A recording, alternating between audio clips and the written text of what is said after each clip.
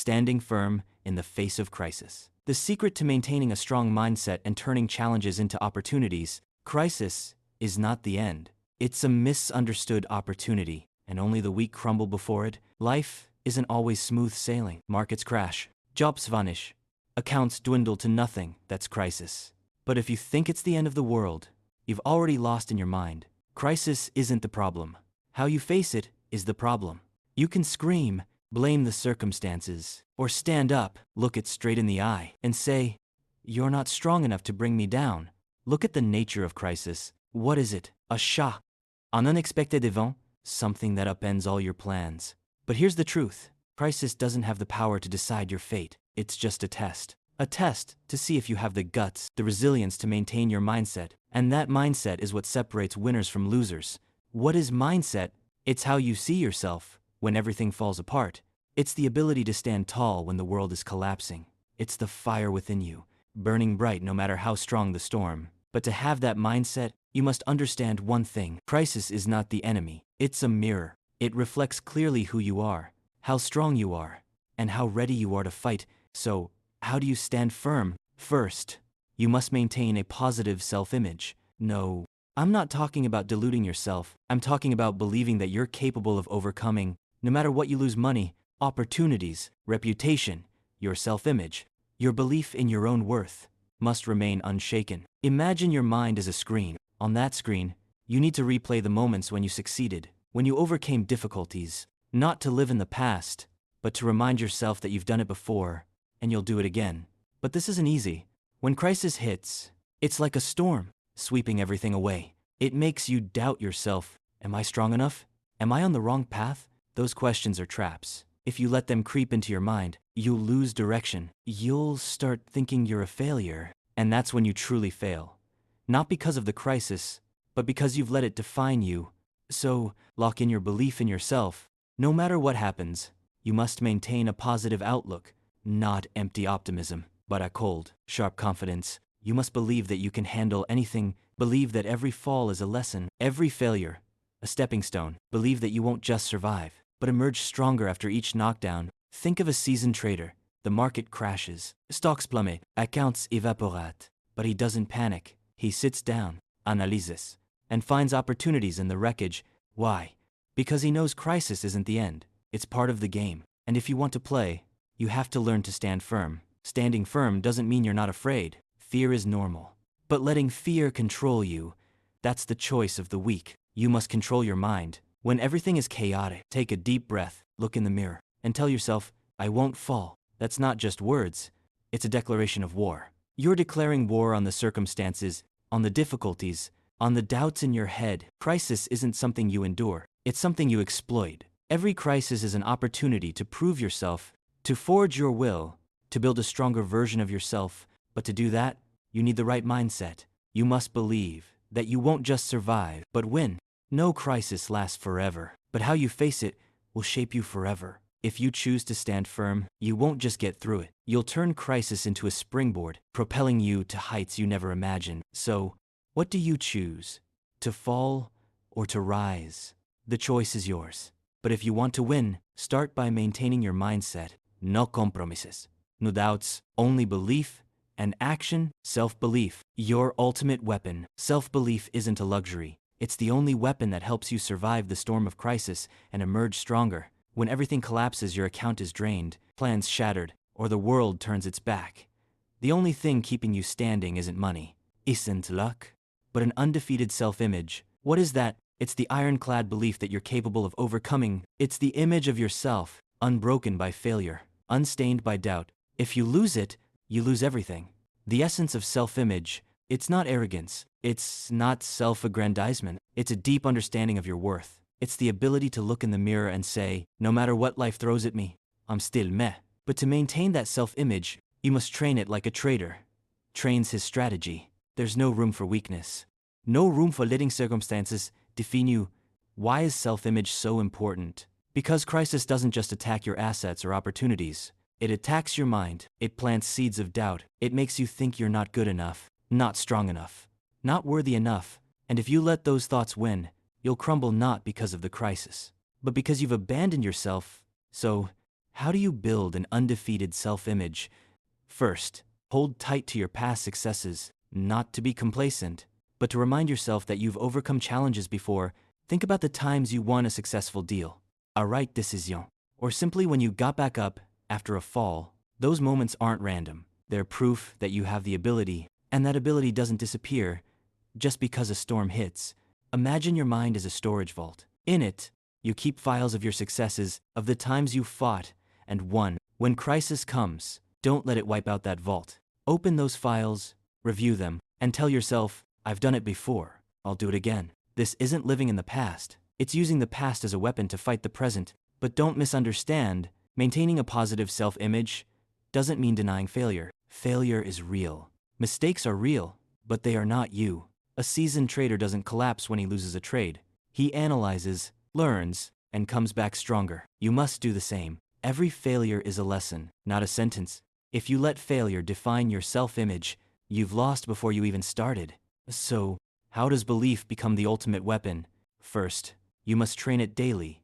Belief doesn't come naturally. It's built through small choices. When you choose to get up after a bad day, when you choose to learn instead of complain, when you choose to see opportunities instead of drowning in failure. Each choice is a brick, building your undefeated self-image. Second, you must protect your belief from those who erode it.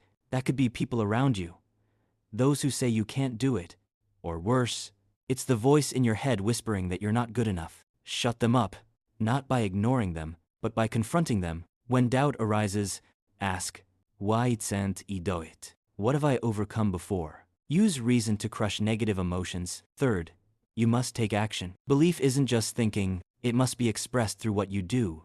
A strong self-image doesn't sit still, it acts, even if only in small steps. Every action, no matter how small, is a statement that you're not giving up. It's a punch in the face of crisis, saying, you don't control me.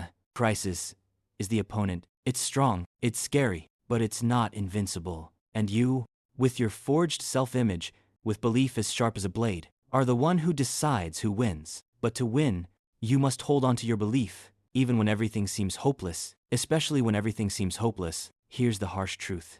No one is coming to save you. There's no miracle, no easy way out. Only you and your self-image. If you let it shatter, you'll vanish with it. But if you keep it intact, if you believe you're strong enough, then no crisis is big enough to bring you down. Calmness, the key to survival. When the storm hits, the panicked will sink, the calm will survive and win. Crisis doesn't care how strong or smart you are. It just wants to see you in disarray, out of control, digging your own grave. But if you keep a cool head, if you control your mind, you won't just get through it. You'll turn the storm into a springboard to move forward. Calmness isn't weakness. It's supreme strength, sharp like the blade of a seasoned trader cutting through a chaotic market. Look directly at the nature of calmness. It's not an emotional state, it's a skill. It's the ability to stand firm when everything around you is collapsing. It's the steadfastness to see opportunities amidst the rubble. But to do that, you must understand why crisis makes people lose control. It attacks the mind directly, triggering fear, doubt, and a sense of helplessness. If you let those things take over, you've lost before the fight even begins. So, how do you stay calm in the storm? First, realize that crisis isn't a personal enemy. It's not targeting you. It's just part of the game. The market crashes, jobs fail, finances plummet. These aren't the end. They're fluctuations. And fluctuations always create opportunities. But to see those opportunities, you have to stop the screaming in your head. Shut up and think. Picture a trader facing a red chart. The whole world tells him to sell, run, save himself. But he doesn't. He breathes, analyzes, and finds an entry point. Why? Because he knows panic only leads to heavier losses. You must do the same. When crisis hits, don't let émotion lead. Let reason take the reins. The first technique to stay calm is to control your breathing. It sounds simple, but don't underestimate it. When you panic, your breathing becomes erratic. Your heart races, and your brain floods with adrenaline. That's when you make stupid decisions. Stop. Inhale for 4 seconds. Hold for 4 seconds. Exhale for 4 seconds. Repeat 5 times. It's not magic, but it helps you regain control of your body, and thus, your mind. The second technique is to analyze the situation. Is the crisis scary? Yes, but it's not an unbeatable monster. Break it down. What is it? What's its impact? What can you do right now? Write it down. A trader doesn't guess, he relies on data. You must do the same. When you analyze, you turn the impossible into the possible. You turn fear into an action plan. The third technique is to focus on what you can control. In a crisis, you can't change the market. You can't change others' decisions. You can't change the circumstances, but you can control your response. You can control learning, adjusting, and moving forward. Focus on that. Every small step you take is a victory over the crisis. But here's the harsh truth. Staying calm doesn't mean you don't feel fear. Fear is instinctual. It's a warning signal, but you must not let it become the driver. A seasoned trader doesn't eliminate fear. He accepts it, analyzes it, and uses it as a tool for better decisions. You must do the same. When fear arises, face it. Ask, what's the worst that can happen? Then, prepare for it. When you're prepared, fear loses its power. And don't forget the role of persistence. Calmness isn't something you have in a moment. It's something you train over time. Every time you face a problem without collapsing, you build a new layer of armor for your mind. Every time you choose reason over emotion, you become stronger. This persistence doesn't just help you overcome crises. It turns you into someone who cannot be defeated. Crisis isn't something to endure. It's something to conquer. But to conquer, you must keep a cool head. You must control your mind, control your reactions, and thus, control the game. A trader doesn't win because he's lucky. He wins because he knows how to stay calm when everyone else is losing control. You can do that too. The real failure, isn't the one who makes mistakes. It's the one who gives up when there's still a chance to fight. Life is a series of falls. You will make mistakes. You will lose. You will face days when everything seems against you.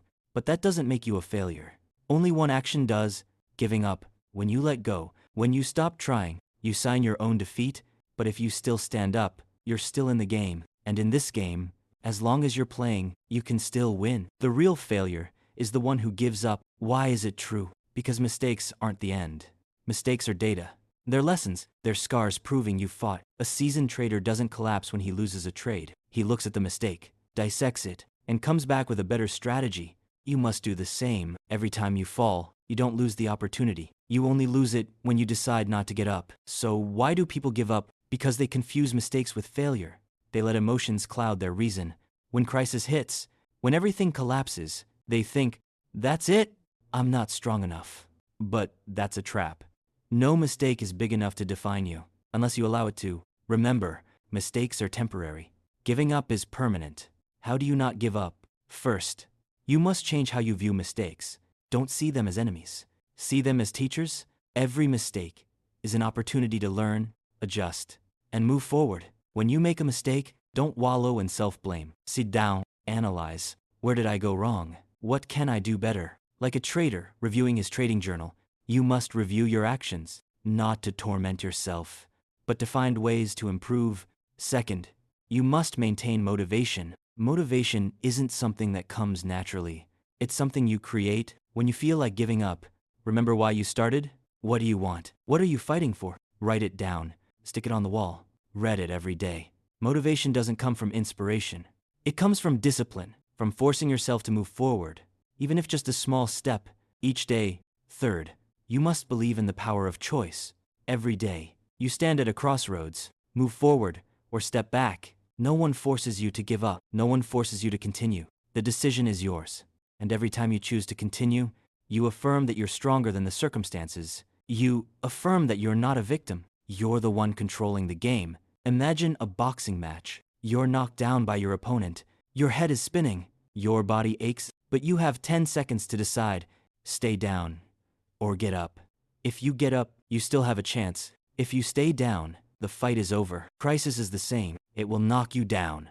It will hurt you, but only you decide if the fight ends. And here's the harsh truth. No one cares if you give up or not. The world doesn't stop because you fall, but you should care. Because every time you choose not to give up, you're not just fighting the crisis. You're fighting to become the best version of yourself. Every time you stand up, you forge your will, build confidence, and get closer to success. Mistakes aren't failure. They're stepping stones. They're the foundation for building your future.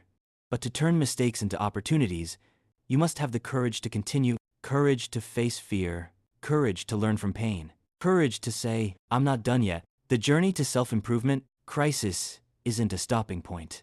It's a starting point for you to improve yourself and reach new heights. There's no path to success that doesn't go through crisis. But if you think crisis is a barrier, you've misunderstood. It's a door leading you to a stronger, wiser, and more resilient version of yourself. But to open that door, you must persist, lift yourself up, and turn every challenge into a brick to build success. Let's analyze the core of the journey to self-improvement. It begins with viewing crisis, not as a curse, but as an opportunity to test your limits, an opportunity to forge your will, an opportunity to prove that you don't just survive, but thrive after each blow.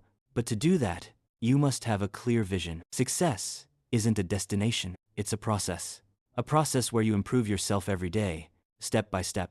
So, how do you turn crisis into a springboard? First, you must lift yourself up. No one is coming to pull you up.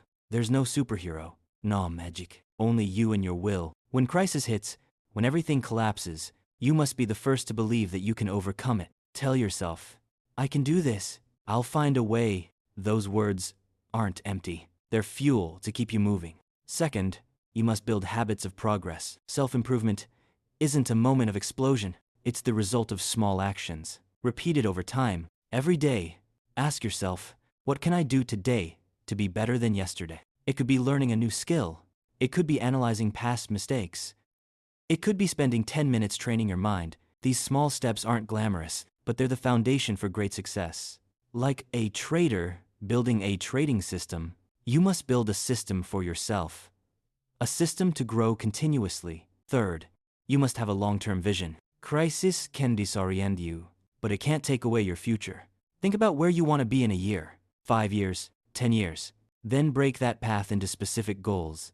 Every time you overcome a crisis, you don't just survive, you get closer to that goal. Keep that vision in your mind, like a lighthouse, guiding you through the storm. But here's the harsh truth. The journey to self-improvement isn't easy. There will be days when you're exhausted. There will be times when you want to give up. That's when you need to remember that every step you take, no matter how small, is a victory. Every time you choose to continue instead of stopping, you're forging your will. Every time you turn a challenge into a lesson, you're building your future. Think of a seasoned trader. He doesn't succeed because he never loses. He succeeds because every time he loses, he learns how to win. You must do the same. Every crisis is a test. Every test is an opportunity to become better. But to seize that opportunity, you must persist. You must dare to look at difficulties and say, I'll overcome you, and I'll be stronger because of you. And don't forget, success isn't something you achieve once and done.